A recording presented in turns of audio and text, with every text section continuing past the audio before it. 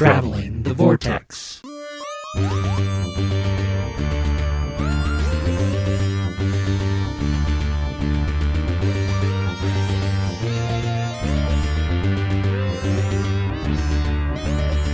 We've joined the Doctor as he travels the Vortex and arrive at episode 424, where we've redecorated.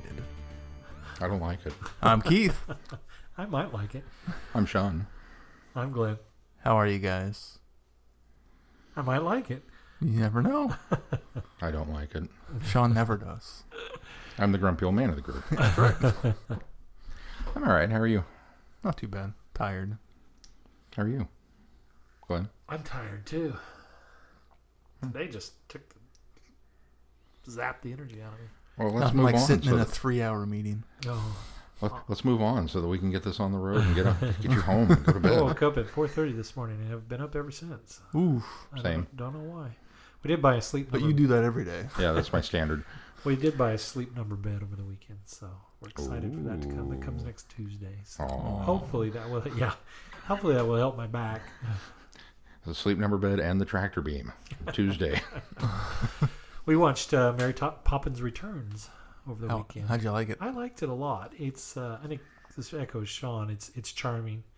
It's certainly not as good as the first one, but I think it's a worthy follow up. It's got really enjoyable music.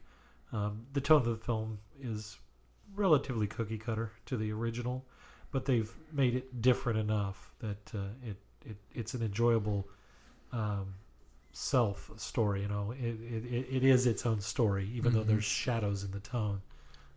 We liked it. We enjoyed it a lot. We definitely. I went in and bit the bullet and bought it. Bit the bullet and bought it. Well, that's a tongue twister. Well, there's a lot of bees in Bought there. the bullet and bit it. Before we watched it, because I knew it'd be one that I would own. So, and I was glad I did. So, Oh, that's good. and a couple of neat little cameos. I just wish Julie Andrews had done one, but I understand why she didn't do hers. Yeah. I thought about that. I'm not sure. I'm with you. There's a part of me that was like, aw. There's another part of me that was like, I don't know how that would work. Because now all of a sudden, yeah. Make you think about it too much and Yeah, take you out of the it whole just- situation. And, But it was nice to see Dick Van Dyke, who played Bert, and the actress that played Jane are in it both. Oh, So, that's yeah. nice. Of course, the actor that played Michael died. So Oh, yeah. actually, I think he committed suicide when he was a teenager. So Oh, wow. yeah.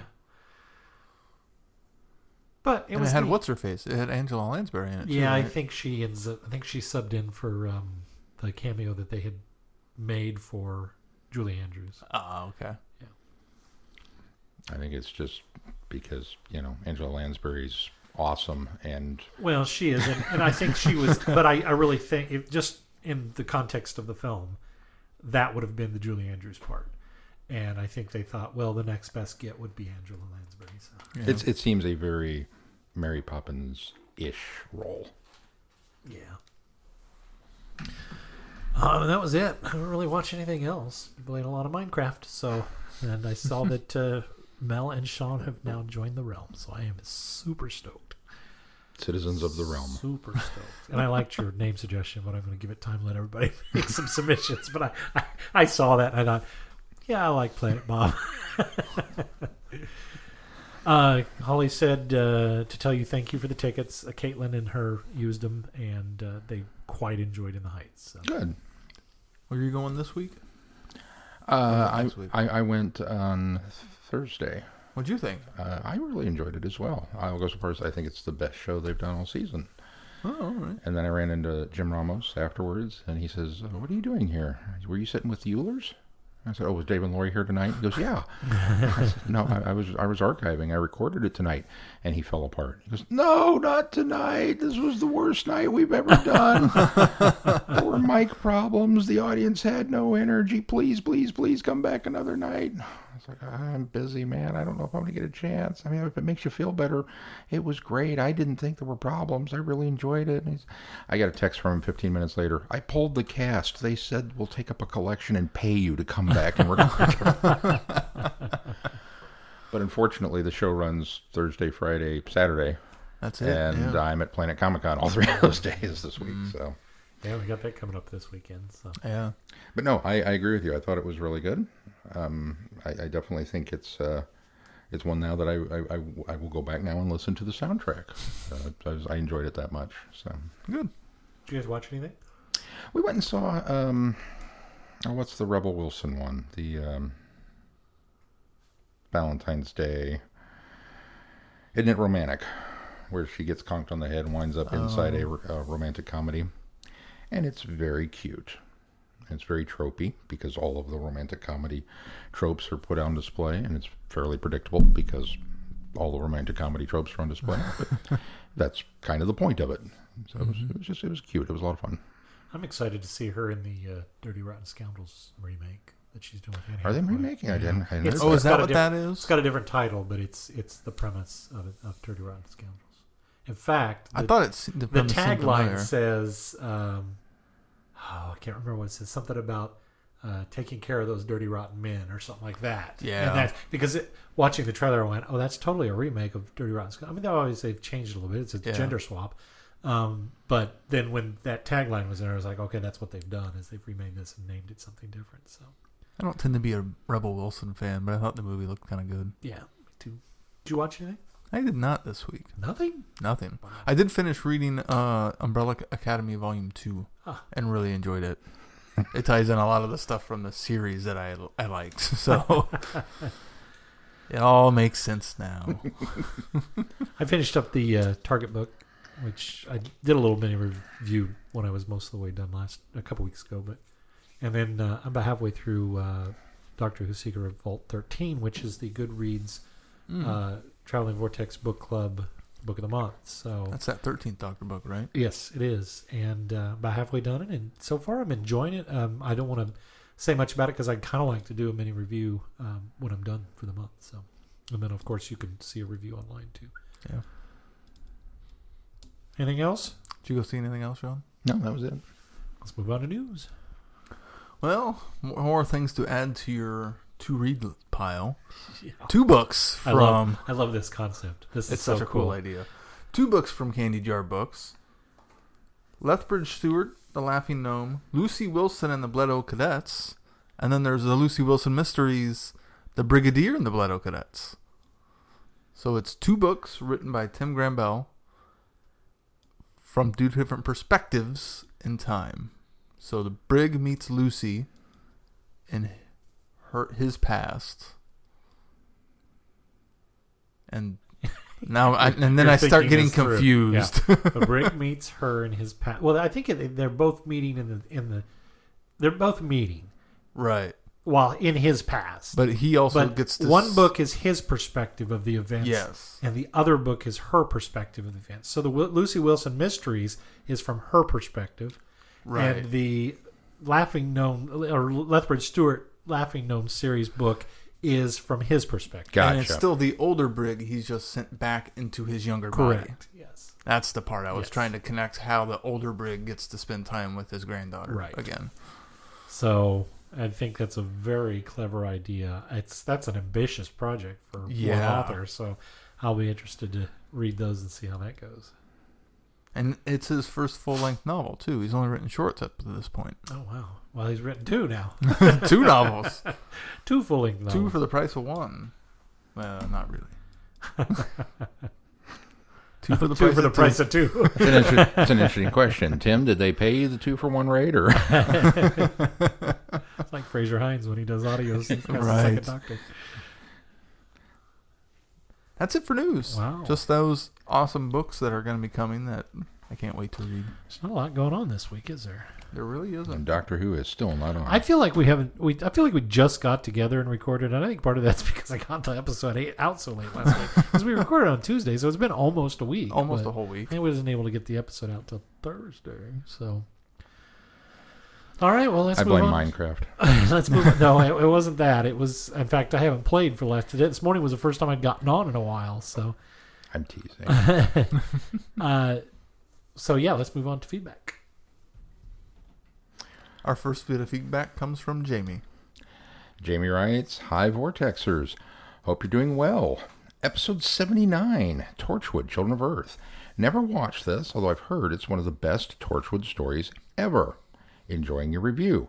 One question that couldn't have come up in this episode, although it might have come up later, is how does Peter Capaldi compare in his roles as Frobisher, Calcius from Fires of Pompeii, and the 12th Doctor? And what are your thoughts on him as an actor?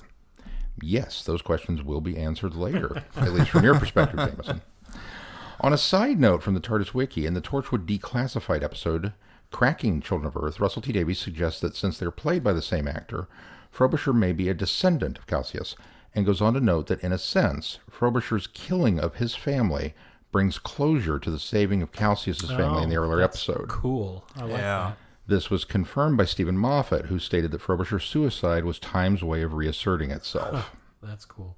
That's That is really cool. clever. I had not thought of that. It took a long time to reassert itself, but The web of time is fickle. Yes.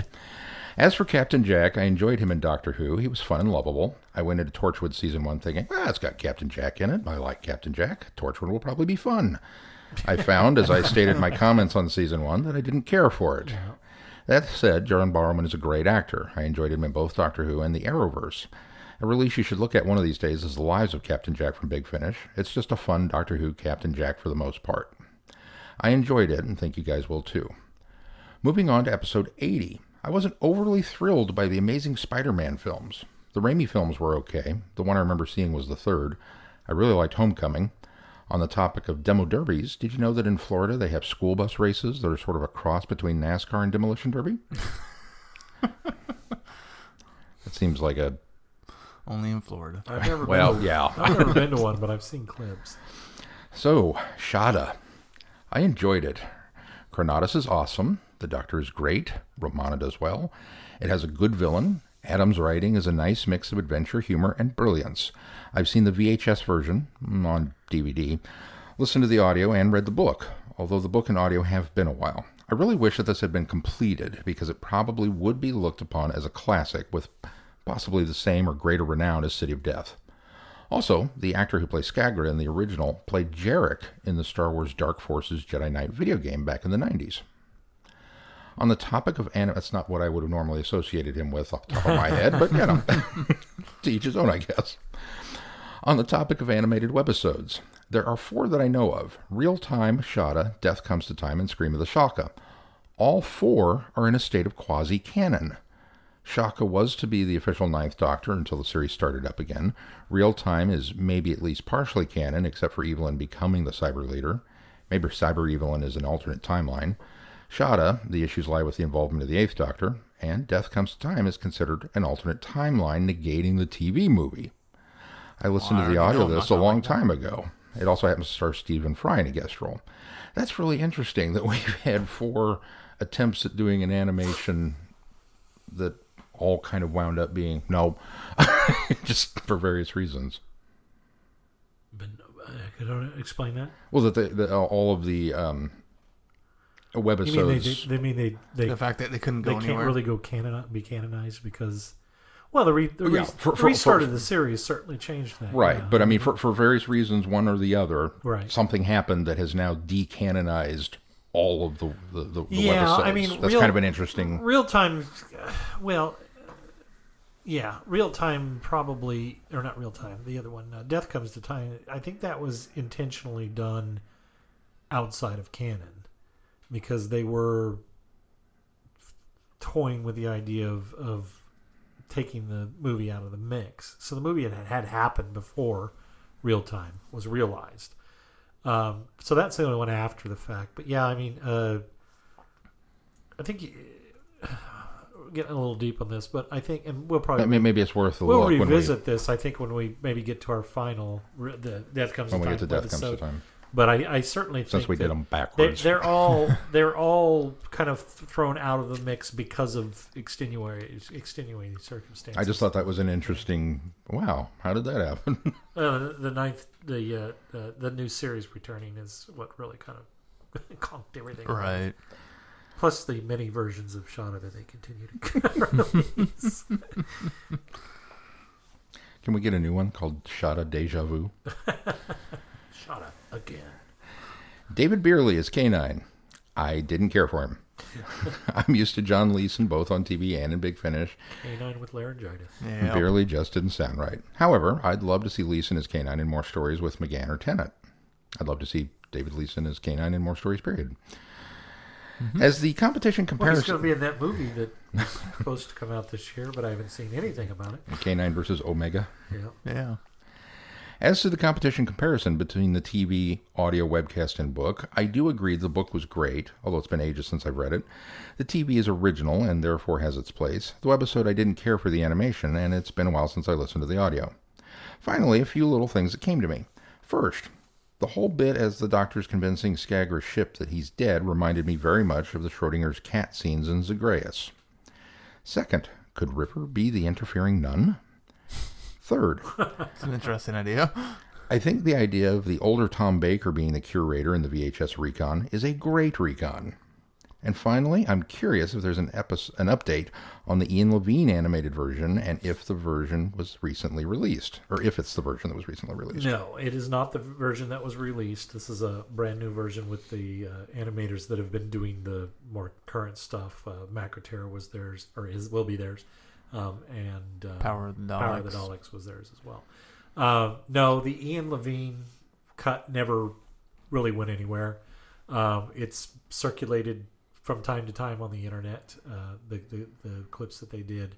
And it was actually, there were a bunch of people at Galley one year, hovered around a Gallifrey One out in California, the Doctor Who convention out there, hovered around, the year we were out there, as a matter of fact, hovered around a television watching this when it came out, or when it ended up on the internet. But Ian Levine's really kept it pretty close to his chest.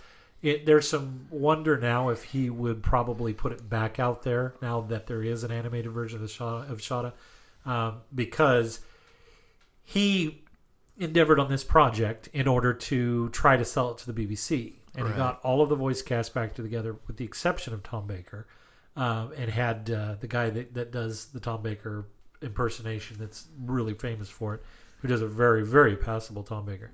Got it together, proposed it to the BBC, and the BBC, or to entertain, did not option it. So it never went anywhere, and I think Ian Levine feels pretty slighted and hurt by that, especially now that there is an animated version of it out there. So I wonder if maybe it'll start popping up and circulating on the internet again. Possible. This version actually got Tom Baker to voice his lines. So. Who knows? Anyway, on to other comments. One thing that's occurred to me, and probably has to you too, is that Ice Warriors would make ideal Legos. They already have the hands for it. It's true. Yeah, it is, yeah. It's never occurred to me before now. And the helmets that could go over the Lego head. Yeah. What TV story would you guys most like to see turned into a Lego set? My answer would be all of them, with 2 to 5 sets for each story. But my top ones would be the 10th Planet Ice Base, Invasion of Time, maybe the Panopticon, the TV movie Eye of Harmony, Parting of the Ways, just the Doctor, Rose, Jack, Dalek Emperor, and Dalek drones, Cold War, a self-contained submarine and an ice warrior, the Zygon, Inversion, the Black Archive, and Resolution at the Internet Hub. I'm not sure how novels or audio could translate into Lego, but maybe some of the comics could. Also, a Lego Doctor Who video game where you could play through all the TV stories would be awesome. Any thoughts on that? Claws of Axos would make a good set visually with all the different pieces you can do.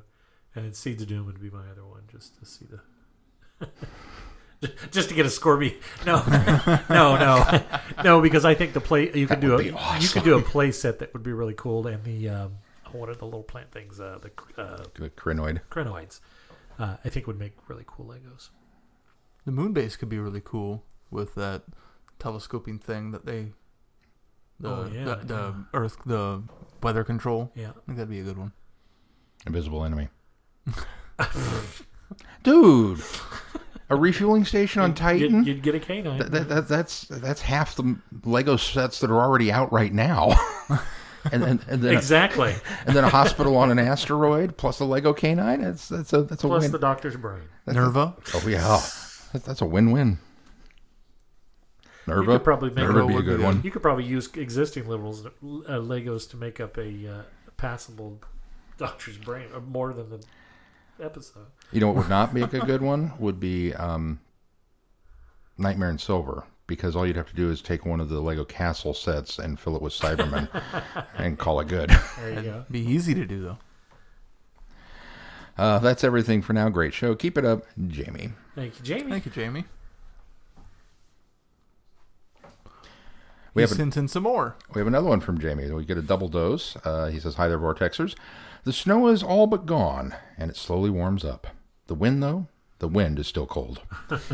It's the beginning of March as I write this, although if I calculated right, you're reading this around the beginning of April. Ooh, he's close. Just about nailed Very it. close. Episode 81. I think Men in Tights is my favorite Mel Brooks film. I've seen Spaceballs and wasn't overly thrilled with it. Okay, get out. I'm done. I'm not going to read it. Young Frankenstein is good, and I don't think I've seen Blazing Saddles. Get out. I'm done. Jamie, you have some homework. Yeah. Also, my favorite salad dressing is ranch, although I'm a bit picky on brands. It's kind of fun to get these footnotes and go, oh yeah, we did talk about that back then. Most of them I don't remember, but occasionally. So, the croutons. Gonna whip that horse. I enjoyed the story. Jamie was given more to do here, but it's kind of middle of the road. It's been a while since I've seen it.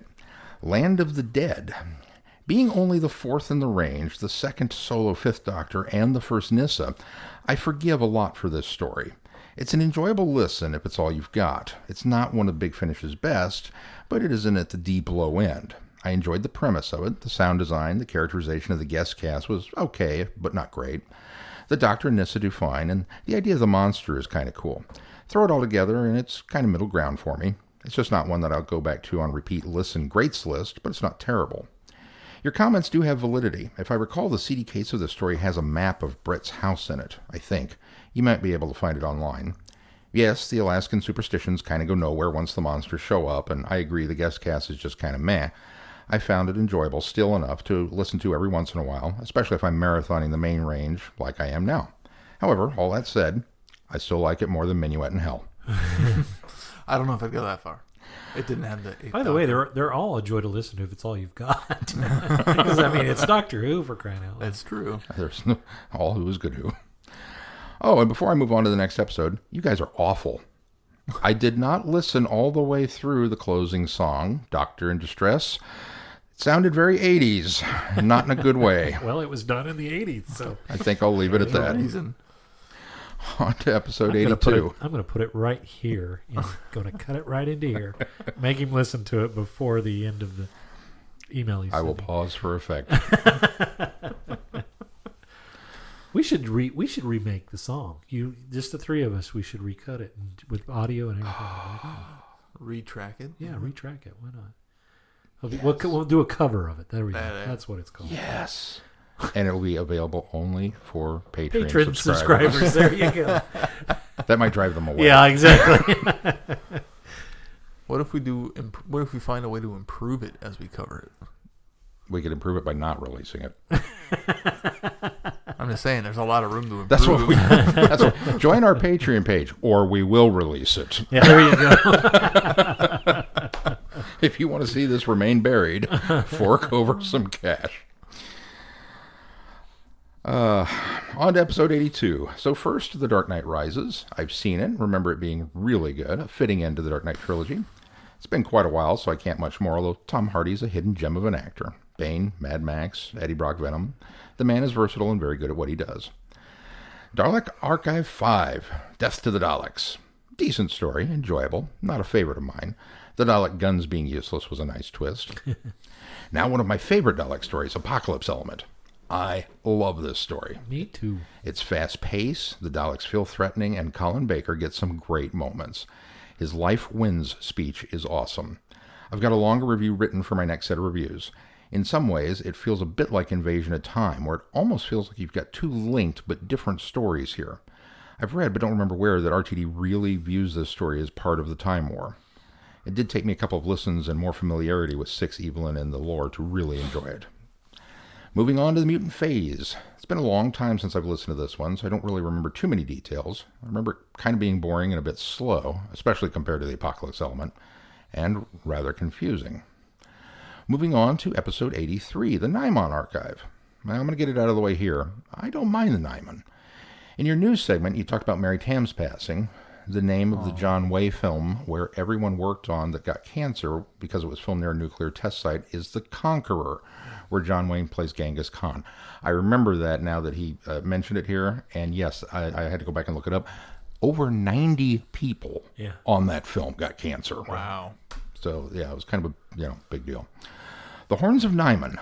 I don't mind this one. It's not great, but it's not terrible. When it comes to repurposed Greek myths in Doctor Who, I enjoyed this over Underworld. It was entertaining, but more in the corny, not very serious sort of way. The actors playing the Nymon were actually professional dancers. As for Soldeed, I'd say he comes off a little bit of a cross between Jonathan Pryce's Master, as you said, and Brian Blessed's King Yukronos. Seasons of Fear was an enjoyable story. I really liked it, and it's a highlight of the second 8 Charlie season. It has almost a Keys of Marinus feel with the different locations and times as we hopscotch through the Doctor and Grail's meetings. Charlie and the Doctor have hit their stride and are extremely enjoyable here. What are your thoughts on immortality in Doctor Who and how the show has dealt with it? Now that we have such examples as Grail, Captain Jack, and Ashildr Lady Me, it's something that might make a good discussion. Well, Might make a good discussion. yeah, I mean, that's not like new though. Does he mean like immortals?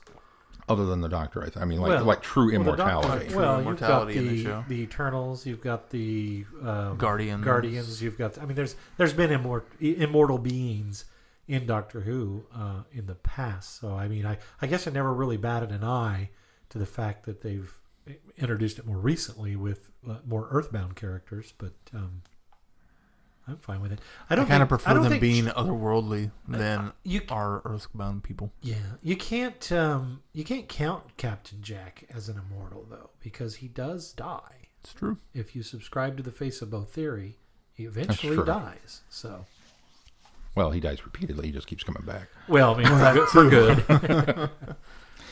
That's it this time. Really enjoying your show. Keep up the good work, Jamie. Very good. Thank you, Thanks, Jamie.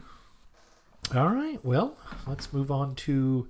Well, we don't exactly have a review, do we? And no synopsis. We are doing console rooms. What'd you call this in the schedule? You had a really cool name for it. Desktop themes, I think. Something like that. Yeah, that sounds right. So, of all of the Evolution of the console. evolution That's of the what you console call room, it. thank Oh, you. desktop themes and evolution of the console. Yeah. Probably was a colon in there somewhere. It occurred to me that within science fiction, the console room or the command room or the bridge or whatever it is, I mean, this is the nerve center of your ship. This is the heart of the action. And it's got to look the part because this is realistically where all your filming takes place, at least the majority of it, 90% of the time. And with Star Trek, the bridge is a very iconic set. It's an image that, calls to mind adventure and that kind of, everything focusing inward on the captain's seat and that kind of drives the drama. And with Doctor Who, you would think that they would have something similar. You would think that they would want to design a room that has that same command of the screen, that same kind of sense of self-importance. And yet I was thinking about it, and how many times we get some early, but for the most part, a huge chunk of Doctor Who is the TARDIS gets them from A to B. Yes. Oh, yeah. And then we leave the ship and we don't see the console room again. Well, a lot of times we don't even see the console room. We use the exterior shell, we get in and out of the box, and we're done. Yeah. And so it's really not featured much. And I thought that was kind of an interesting, because for my money, the console room really is kind of the heart of the show. It's one of the important pieces of lore that kind of go along with it. It's home base. Yeah. And so the fact that they do keep redesigning it and coming back to it. And then there's the third Doctor, who was very fickle because he kept tweaking it over and over. Every time we saw it, it was slightly different. To be fair, Taking parts out. most of that time he was trying to get it off the planet. Maybe that was a side effect of every time he reconfigured the console, it had to do something different to the look. Then again, he traveled with just the console too. No room. Not even part of the console room. It's like taking the hard drive out of your computer. I don't need the rest of this. To your point of Star Trek and the captain's seat and kind of the center of attention, I think that to that point, I think that the console room is very much the anti-Star Trek bridge, in the sense that the Star Trek bridge is more, sleek, designed, and poignant to, as you said, emphasize the captain's chair. I think to that point, and probably most appropriate because it's Doctor Who having to do with time, is it's circular and, for the most part, round and chaotic. And I think that speaks mounds to what Doctor Who can be, especially when you're dealing with a series of time travel that nothing is happening for the most part linearly except for the Doctor's timeline and any companions that happen to be joining him at the time. And so I think that circular chaotic feel is actually very much appropriate in the same respect that the Bridge of the Enterprise is appropriate for that series as well. So That's a good point. I hadn't thought of that. That kind of just came to me. I mean, it wasn't something I've been stewing about. It's something that came to me as you pointed that out. And I thought, oh yeah, I suppose that then this also leads right down to the fact the roundels, again, very everything's chaotic, round. Yeah, very chaotic nature too of the console itself. All the bells and whistles, the fact that it's really meant to have 6 people flying it instead of one, those kind of things I think lend to the heart of the show and what the series is about. And I think it also, instead of taking all attention to one person or one seat, it takes all attention to the actual console and the time rudder being the center of the room. It's not always in the center, but yeah, it's close. Usually, it at least draws your attention Yeah. whenever you're watching it to what the Doctor is either doing at the console or what the time rotor is moving and doing. At least for me, so it kind of has the same purpose as the bridge, but serves the show in a much better aspect. Depends on how long the extension cord was. Right. Why didn't they tape over that? So they could move it. Well, but I mean, Sometimes they needed more room to film. Gaffer's tape. You tape down so that nobody trips over the cord. You can't see it. It could be the same color as the floor. Certainly somebody there went, yeah, I can see that I cord. in my head You canon didn't see that it as often as we make out that you can. No, not until now. It's not until I've come as a kid. I never saw it. I never saw that Oh, cord. I didn't either. But I have my head canon that the Doctor got tired of tripping over it, and so the next rebuild he made sure it was in the floor as opposed to on top of the floor. See, now I've worked That's it in. why at one point he raised the floor so he could Exactly. get underneath and work on it. Yeah, I now have it in my head canon that every time Tom Baker fell down, he tripped over that cord. yeah, you just couldn't see it. So I'm going to ask the horrible question. Do we have a favorite? Of all the console rooms that have come and gone, and Mine certainly, and it just comes down to not the fact of even the aesthetics of the console room. It's just be the first one that I saw was Tom Baker's with that kind of grayish background with the white roundels, the grayish console. It certainly got darker gray as his series went on as well, but it never was that what we imagine to be the pristine white, even though we know that the original console was a bit of a green hue because of the fact that they were shooting in black and white. But we always presumed that it was a pristine white. And I think later in fact, I think the Twice Upon a Time, they showed it as the pristine white we presumed that it was. Obviously, the Third Doctor had that green because they just had the console left over.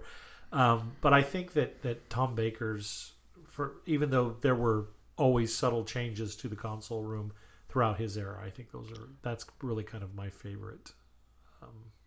there's a line in Time Crash. He says you've changed the desktop theme. Didn't you? What is this? Coral? It's worse than. Does he say seafoam green? I don't remember specifically Don't that he remember said that that. either. Yeah. Maybe not. Maybe I'm making that up. I just wondered if that was suddenly a I don't remember dig. it's worse than. What is this, coral? What is this, coral?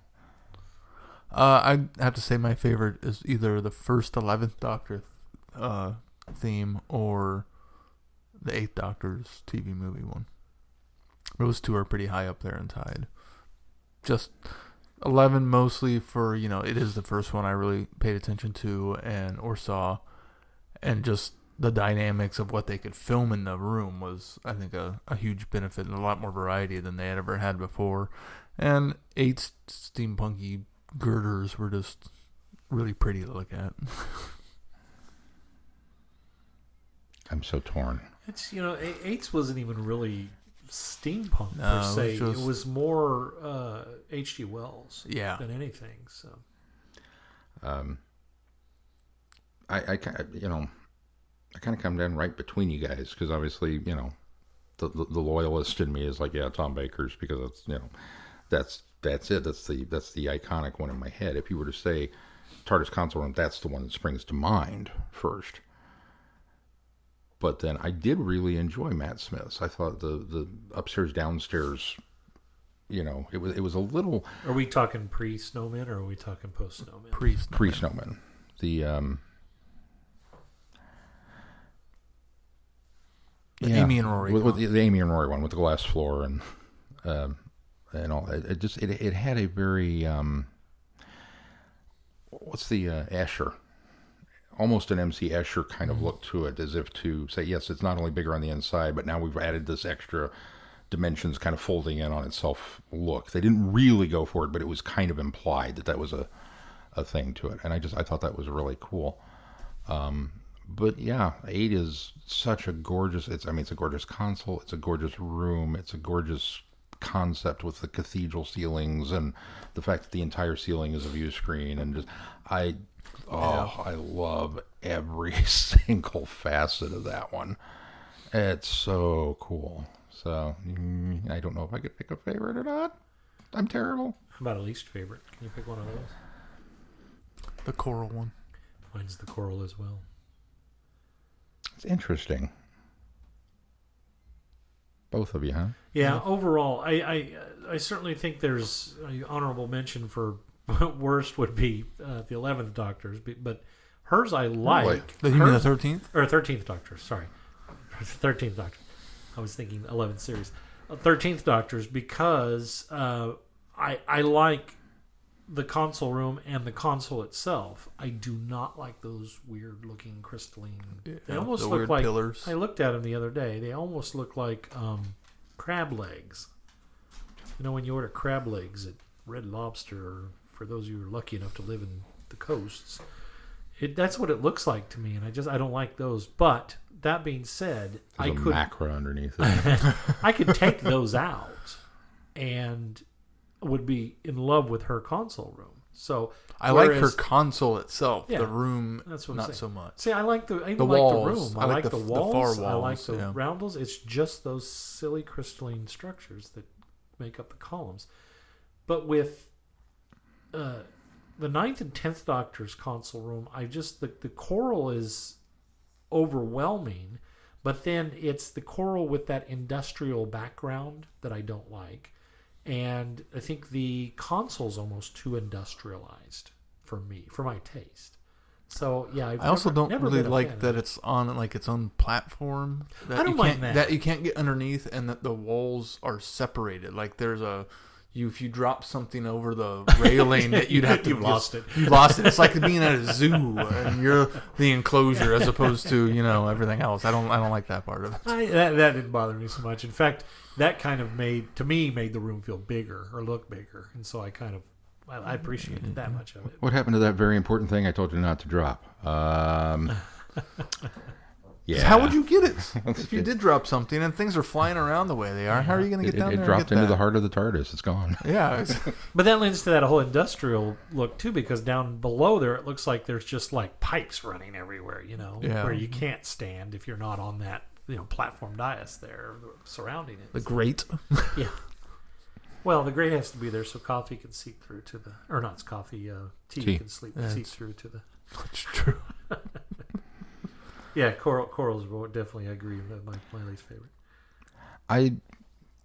Oh man, I hate to be that guy.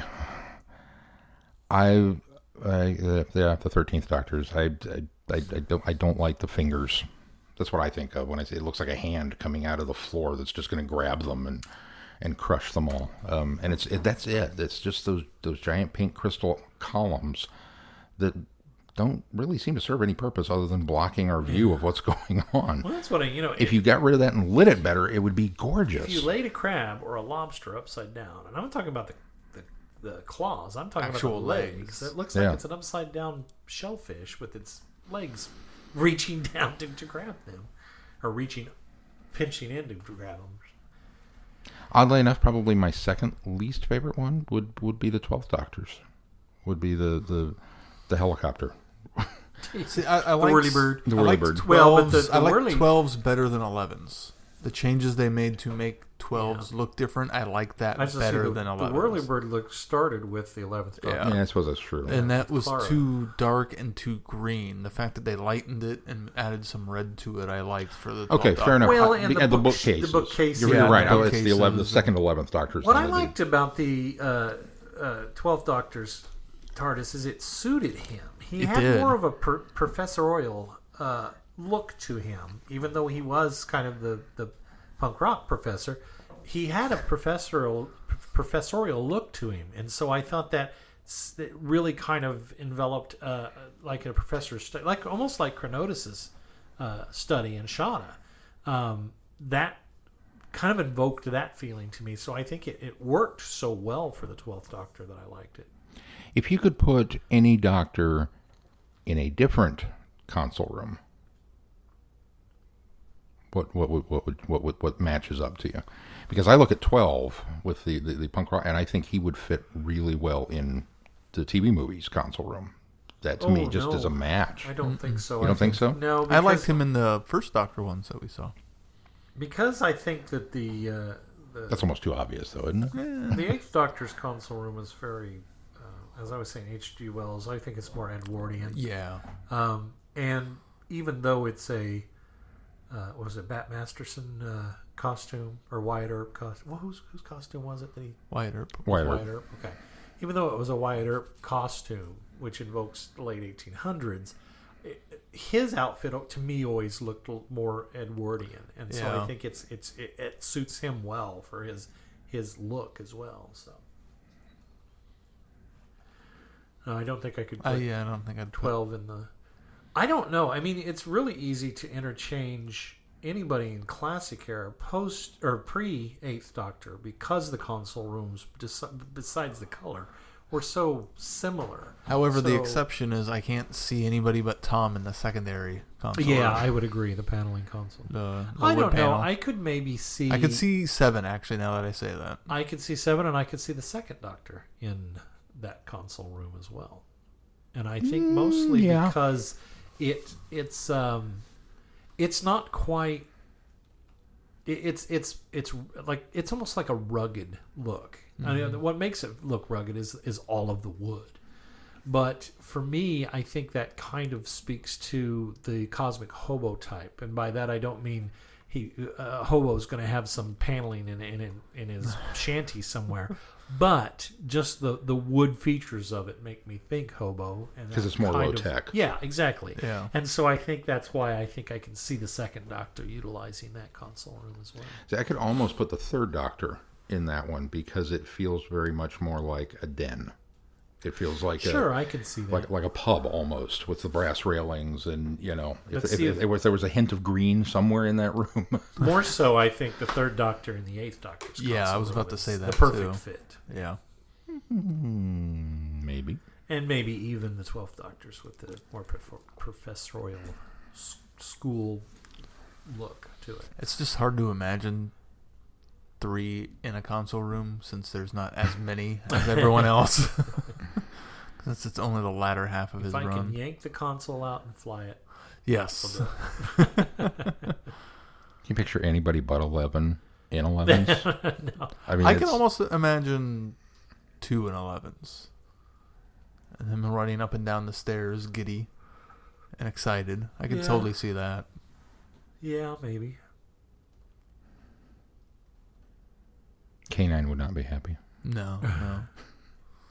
You know, I really can't see 1 in 5s. I'm kidding.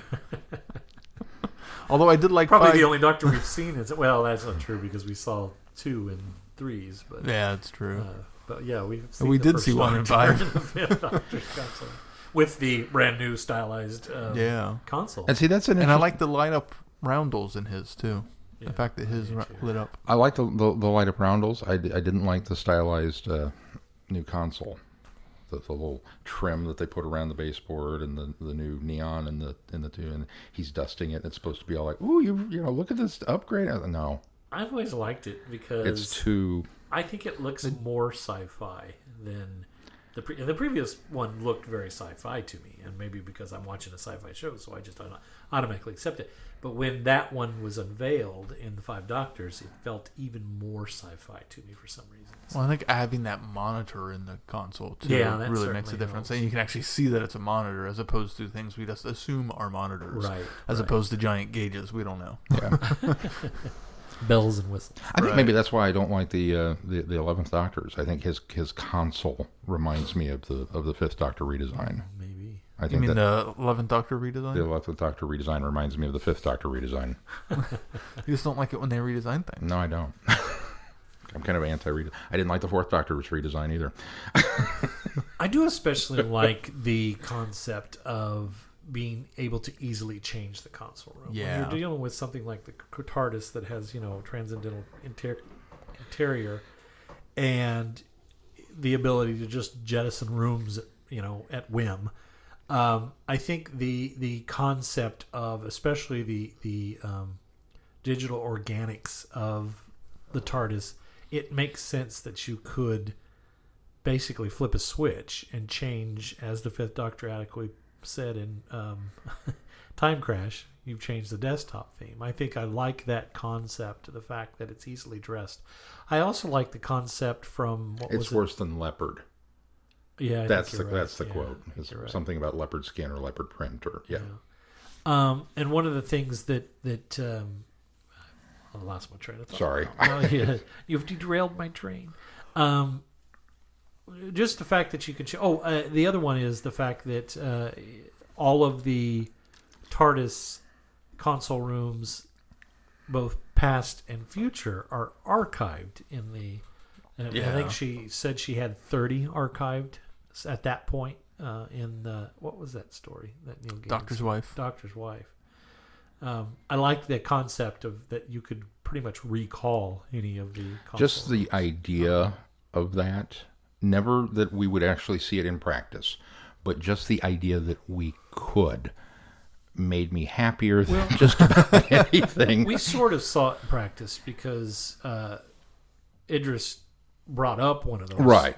And brought up the coral But I mean, one. brought up brought one. up the coral one. Brought up one that we We're familiar with. knew. Not one we hadn't seen yet. One is that what you're saying. outside of the universe we knew we had access Right, to. right, But you know what I'm saying. I really seriously doubt at any point in time somebody's going to write a script that's going to go, we need to bring up the 8th Doctor's console room. We need to rebuild that. And BBC's going to go, yeah, sure.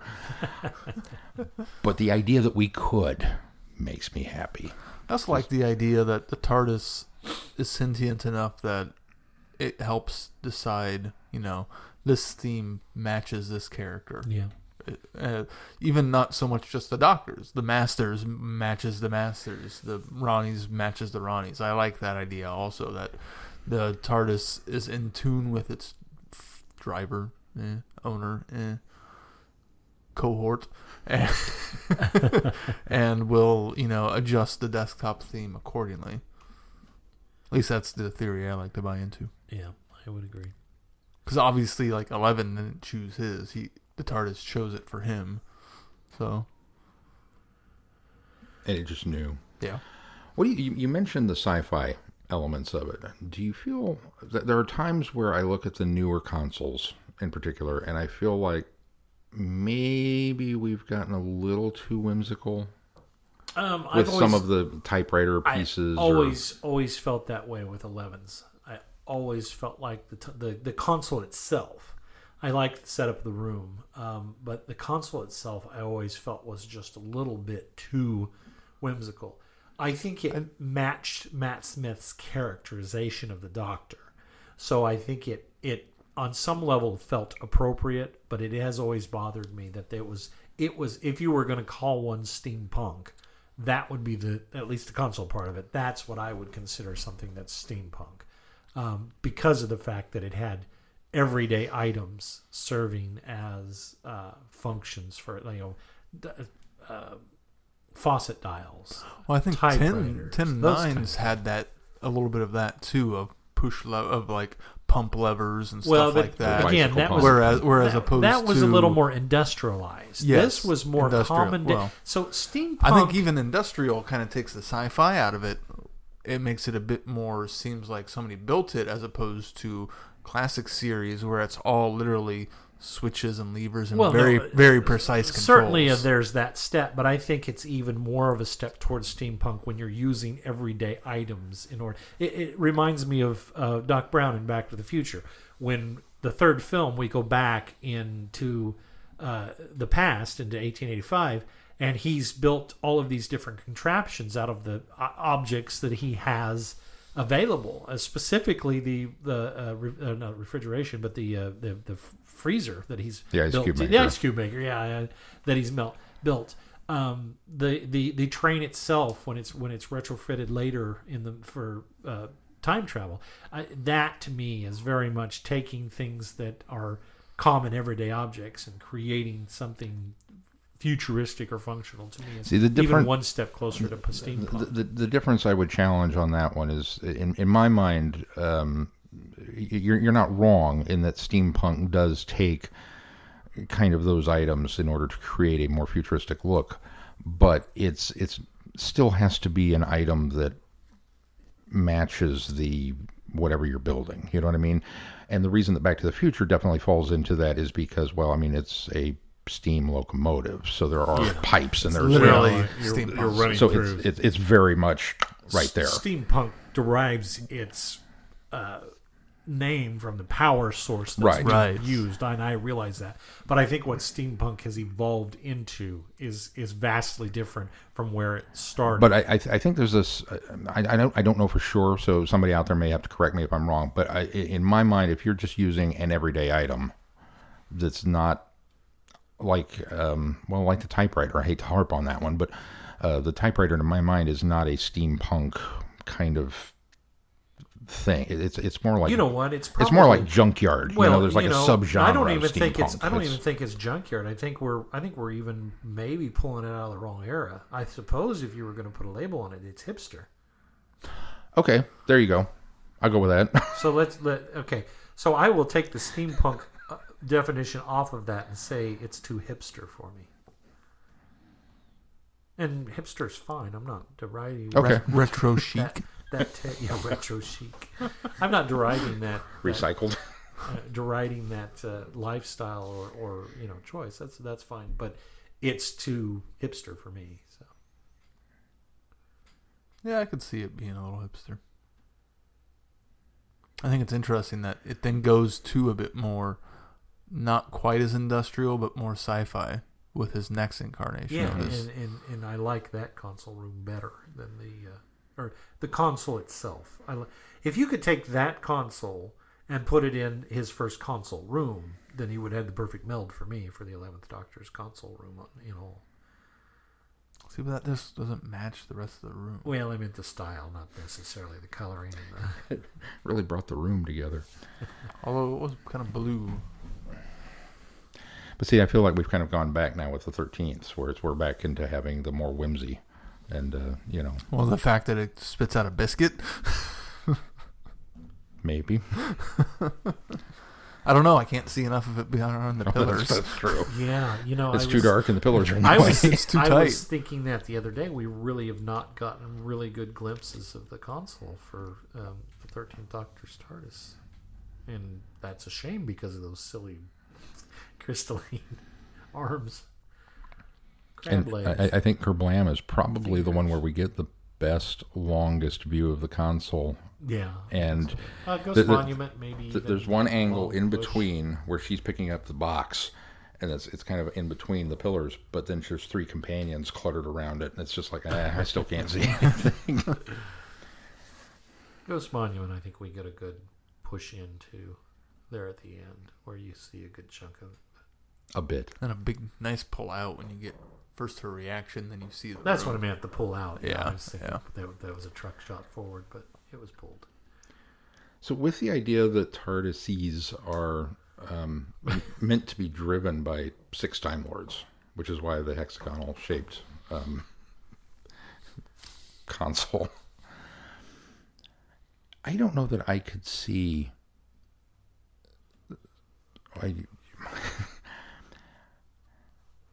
You have to have one of the old school. That has to be the default setting. Is the only thing I can come up with. Like the First Doctor, that's kind of just this is the way they come. Because if I'm a Time Lord and I've got my robes and my hood and my shoulder pads on, and there's 6 of us standing around a circle, you're not going to crowd 6 people around the coral console. It's just not going to work. Well, to be fair, I think you're planting tongue firmly in cheek here, but A little bit, yeah. To be fair, when you're flying in a TARDIS, you're probably not dressed to the nines like you would be for the High Council. I mean, look CIA. at the reporter guy in Deadly Assassin. He's not decked out regally, Yeah, but that's he's true. clearly a Time Lord. So I think just a there's hat. I think Yeah, there's just certainly a more of skull cap. a casual or a military dress. I think a good example would be what's his name from the Five Doctors. Is he the Castellan? The Castellan, yeah. Yeah. So I mean, he's not. I mean, he's got larger robes, but it's not the big shoulder pads. It's not the sweeping, hat collar, that kind of stuff. Regardless, it still seems a bit excessive. Surely, hexagonal. Is there really enough for one person to do at one side? Wouldn't it more of take 2 sides and split it in 3 people flying the console makes a bit more sense, not as crowded to me. We all read Engines of War, right? You finally got around to reading it. That was to me. Now, granted, we're talking about a war TARDIS, which is fitted for war. Very different. Yeah, but that to me gave me a good indication of how a TARDIS console was meant to be manned. And it was 5 people, it was 5 people and a lead pilot, or not a pilot, but a commander. Kind of goes back to the Enterprise bridge concept, doesn't it? Certainly. But to me, I think that gave me a better concept of how perhaps a more standard run-of-the-mill TARDIS was probably and when I piloted as well. When I read that part, I thought, well, it's a war TARDIS, and so there's a lot more bells and whistles that are needed. Well, there's certainly for the combat aspect, and that because I also, from what I remember, the descriptions that they gave, they weren't so much all huddled around one console. They had different. The they console, had separated stations. The console was much bigger, and they were further out at stations from the console. Yeah. I suppose it depends on the mission too. There was a seat for that one because the commander did have a seat. If you're going out to hunt the great vampires, you probably want 6 people on hand. Oh yeah. To no, because then you're just flying a bow ship and there's just one seat. That's still disappointing. The great bow ships that does not speak is a 1 pilot vessel. What else? Where would you go from here? Now that we've had all these different console, I mean, what's your ideal console room? If you were in charge of designing it, what would you? What's an element that you have to have? I'd take any sort of pillaring out of there, unless you could do what they did with the girders. If you could do the girders like they did with the 8th Doctor, I think those worked really well. They were thin and they were minimal. They didn't take up a lot of visualization or space. And they were also very tall. They went quite up before they came back and kind of hooked down over the time rotor. I think that was the perfect example of adding an accent around it. Because we never had that before. We had never had that with any of the other consoles. It was a wide open, spacious room, very minimal. Well, that was the first time that we'd had a time rotor that went all the way up to the ceiling. Yes, all the rest of them were... Just came up to a certain point. You could put your hat or a cat on top of it. So, if you had to have some sort of structure around the TARDIS, I think that I would revisit, maybe not exactly the girder look, but something similar to that. I think the problem with the coral, I think the problem with the even in the 12th Doctor's room with more of the steel railing around the outside that kind of encompassed the book shelving in the second floor even maybe was a bit too much. I don't think I would go that far again, even though I think it was appropriate for 12. But I think you could almost get rid of all that altogether and just go back to a centralized console. One of the things that I did like in the Coral setting were, although they were very rugged and reminding me of a bombing ship, like a B-52 or something like that, were the jump seats. I thought the jump seats were very cool, and those were even in 11's TARDIS as well. The jump seats I thought was a neat idea. I mean, you don't want to stand around the TARDIS all the time, especially if you've got a long flight. So, I think bringing the jump seats back, but maybe making them look a little less ragged, might a little more comfortable, I more would do, crash friendly. Yeah, I think I would do something like that. Seatbelts.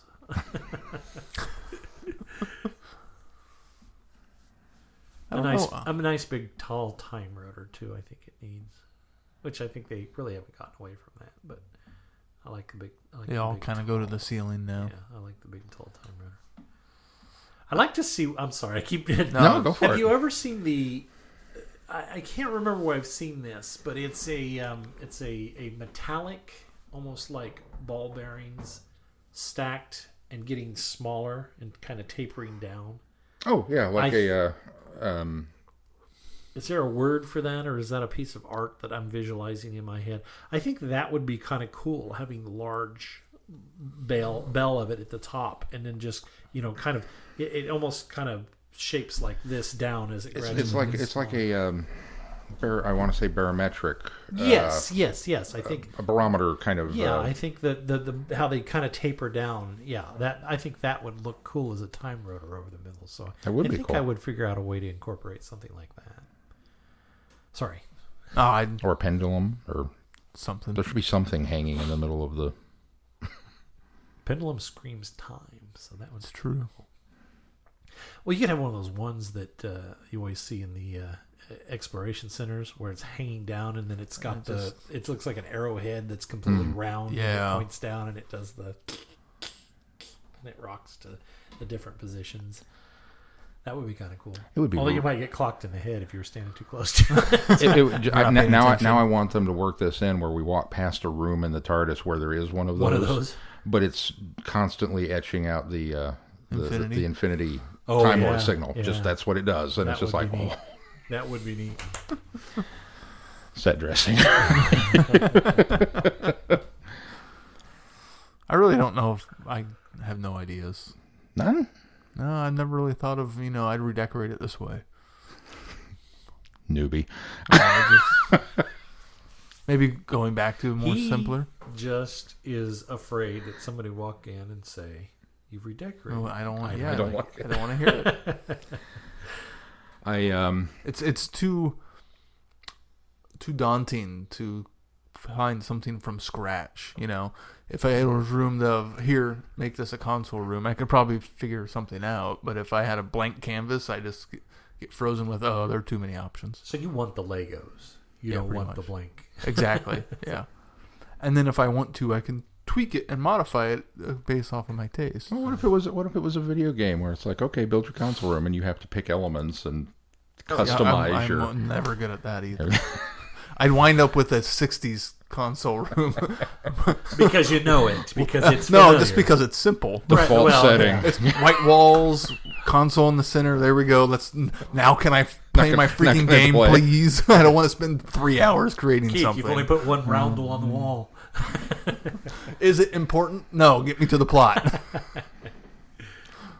I spend way too much time customizing. Yeah, and I never do. I'm just okay. Just get me going because I also hardly ever see like my character. I don't really care what I look like. Just let me play. Choose for me. Whatever. Let me get to the action. I want to do something. I don't want to decide something the whole time. Can't do it. You guys are two vastly different people in that way, and I think I'm right in the middle of you. Yeah. I want to design to a certain point, and then I want to get into the action. I want to design all day long, and I want to get right to the action. Right. For mine, I have to have the round things. I don't. Well, that's yes. But I mean That's a non-starter. the round lighted. See, those I don't like. The one from core ones the that were too War small. Doctor's TARDIS, with the more coral design. By that I mean the console that was in the coral room was very similar, but with the classic the era, white background. roundels, But yeah, I gotta have the white roundels. At least one wall of them. Maybe not the whole room, but at least one wall of those, because that's that's there. I do like the 13th Doctor's bizarre little outer shell of hexagon glass. 82. Especially if those wind up being view screens or touch panels, or if it was something where you could suddenly incorporate and, look at data or something on them and make them functional and not just pretty. Yeah. I would love the idea of being able to do something like that. And then, probably a weird cross between the Eighth Doctor's console with the wooden finish, and I don't know. I'm kind of torn on the Time Rotor. I don't know that I necessarily want one to go all the way up into the ceiling, but I do like that. It's kind of very warp core, I'd put levers back on for the door. Yeah, I would agree. Yeah, I think we can all agree on. Gotta have a lever For the door. With a Just big going to open it with a big red knob. I don't know if I go that far. No, I want a big red knob on it. Cool. And a coat rack. Oh! You must have a coat rack. A coat rack and an extension cord. But I'd tape mine down. Sean, what do we got come up on the schedule? Because I would trip over it. Probably into the coat rack. Which would then fall over that railing and into the pipes down there, and I'd never get it back. Yeah, see. Coming up next on the schedule. It's not on there. You're right. We're doing Planet Comic-Con next week because of Planet Comic-Con, which is the largest geek gathering in the Midwest. We'll be in Kansas City, and we will all be there in some capacity or another. So we're going to kind of give you a recap of that and hit the highlights. And then the following week, if I have my dates right, is The Revisionist? Yes? Yes. Is Big Finish Short Trips 9.1, The Revisionist by Andy Frank-Mellon, and an interview. Andy will be joining us on the cast and kind of giving us a State of the Union address on all things Brigverse. Kind of an update on where things are at, and maybe he'll talk a little bit about this awesome 2-part adventure that's with Lucy Wilson. Lucy. Yeah. I say we can get Tim on. Yeah, that'd be fun. Yeah, that would be good. All right, very good. Well, make sure that if you can, you become a supporter on Patreon. If you're already a supporter, we appreciate it. All that money goes right into this program, allowing us to keep this podcast going. And it's because of people like you that is keeping the rendition of Doctor in Distress from hitting the airwaves. And I know people like Jameson. Thank you very much for that. Yes. All right, anything else we need to touch on this week before we close the show? If not, until next week, I'm Glenn. I'm Sean. No, I'm Keith. Cheers. Good night, everybody. Be seeing you. Thanks for listening. You have been listening to Traveling the Vortex. Doctor Who and all of its associated programs are owned and trademarked by the BBC. No infringement is intended or implied.